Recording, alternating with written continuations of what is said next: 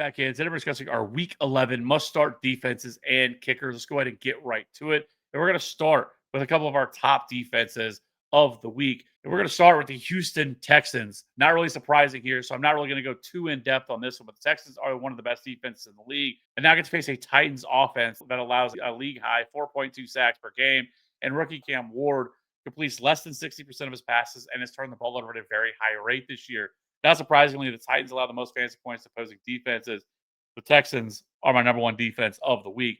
Keep moving here. Let's talk about the Green Bay Packers, who have been pretty underwhelming so far in this season as a fantasy defense. They currently rank just 23rd, scoring 4.9 fantasy points per game, and only have 1 week this year of being a top 12 scoring defense. While they have done a solid job of getting to the quarterback, their 5 turnovers ranks near the bottom of the league right now, and that is something that has hurt their weekly ceiling.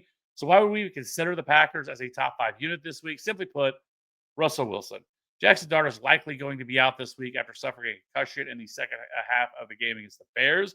Wilson has been absolutely dreadful this year. And when he started quarterback, the Giants were allowing the 5th most fantasy points to opposing defenses. I'm ready to hurt again this week. So that's why I have the Packers as a top 3 defense this week. Let's keep it moving. And let's move to our top streaming options of the week for defenses. And we're going to start with the Atlanta Falcons. The Falcons are currently the DST 14, averaging 6.9 fantasy points per game. The Falcons are one of the most blitz-heavy defenses. They have the second highest blitz rate. They also have the 9th highest pressure rate already this year. As far as turnovers are concerned, Falcons are among the best in that category too. The Falcons create a turnover on 12% of offensive drives faced, which ranks top 9. Next up for the Falcons is a matchup against the Panthers. The Panthers have seen their offensive line decimated by injuries. They've already lost Robert Hunt and Brady Christensen, their starting guards. They've also had injuries to guys like Taylor Moton and Austin Corbett. The Panthers have already used 10 different offensive line combos this year, and we're really starting to see the impact of all these losses on their offensive line as they've allowed the 9th most sacks over the last month of the season. Overall, the Panthers allow the 7th most fantasy points to defenses. The Falcons are a top 10 unit for me in week 11. Let's keep moving over to the Chicago Bears. The Bears have been a borderline top 12 defense this year, scoring 7 fantasy points per game. Well, early in the season, the Bears really did struggle to get pressure on the quarterback position. From weeks 1 through 6, they only racked up 10 sacks in those 6 games. However, since week 7, the Bears have actually had a pretty big turnaround as they have the 3rd most sacks with 13 and trailing only Atlanta and Denver. Another positive for the Bears is how opportunistic this group has been. They currently rank 1st at creating a turnover on 20% of offensive drives. Next up, the Bears get a juicy matchup against J.J. McCarthy, who's already thrown 6 interceptions and fumbled the ball 4 times in just the 4 games that he started. McCarthy has already also been sacked 15 times, nearly 4 times per game, which also ranks 5th worst. All in all, the Vikings allow the 5th most fantasy points to defenses, making the Bears a strong top 10 DST play for me this week. Let's keep it moving. And we're going to talk about a defense that I never thought I would talk about on here, but here we are, and that is the Dallas Cowboys, only rostered in 5% of leagues. Over the Cowboys' last 4 games, though, they are quietly the DST 7, scoring 8.7 fantasy points per game. Over that span, they have the 15th most sacks. They also have 3 turnovers, but the defensive touchdown and special team touchdown have really helped out their weekly output. Fresh off their Week 10 bye, the Cowboys will travel to Las Vegas to take on a Raiders offensive line that has been absolutely ravaged by injuries. Still, left tackle Colton Miller has been out for weeks and is unlikely to return anytime soon. And then last week, they lost Jackson Powers Johnson for the season with an ankle injury. The Raiders already allow the 10th most sacks per game. Here, the Raiders allow the 3rd most fantasy points opposing defenses. Well, I normally wouldn't recommend the Cowboys defense, but this matchup sets up really well for them. Not to mention the recent addition of star defensive lineman Quinnen Williams should also help them be able to get to the quarterback. Firing up the Cowboys as a top 12 unit this week.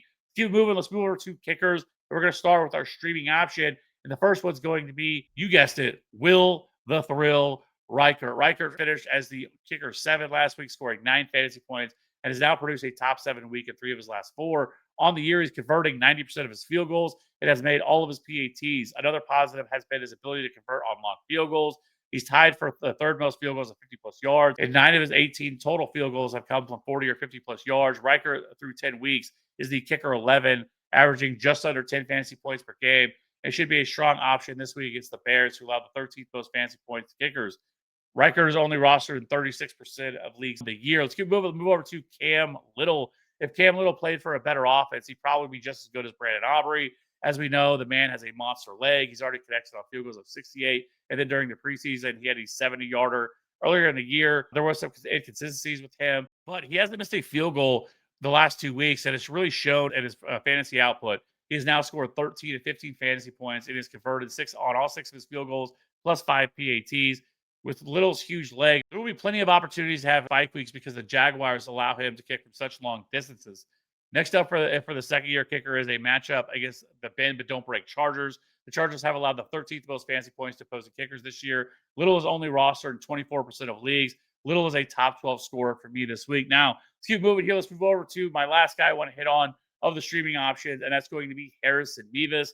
Mevis, or the thicker kicker as he is known, was signed by the Rams last week. While he did nothing spectacular, he wasn't asked to kick a field goal as the Rams scored 6 touchdowns, but he did convert on all 6 of his PATs. If you're unfamiliar with this absolute unit, Harrison Mevis stands 5'11", 245 pounds.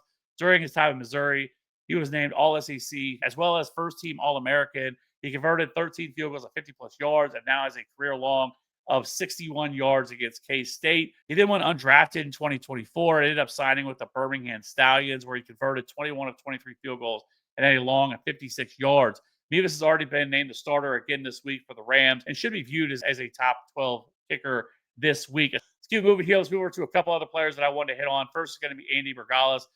On one hand, he gets the best matchup for kickers. The Jets have allowed the most fantasy points to opposing kickers this year.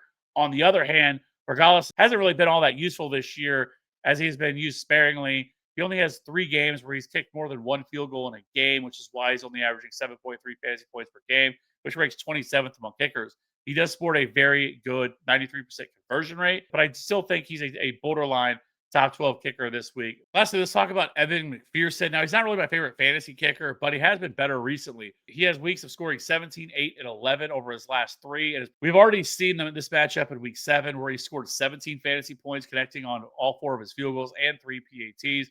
He's finished as the kicker 2 that week. On the year, McPherson is the kicker 24, averaging just under 8 fantasy points per game.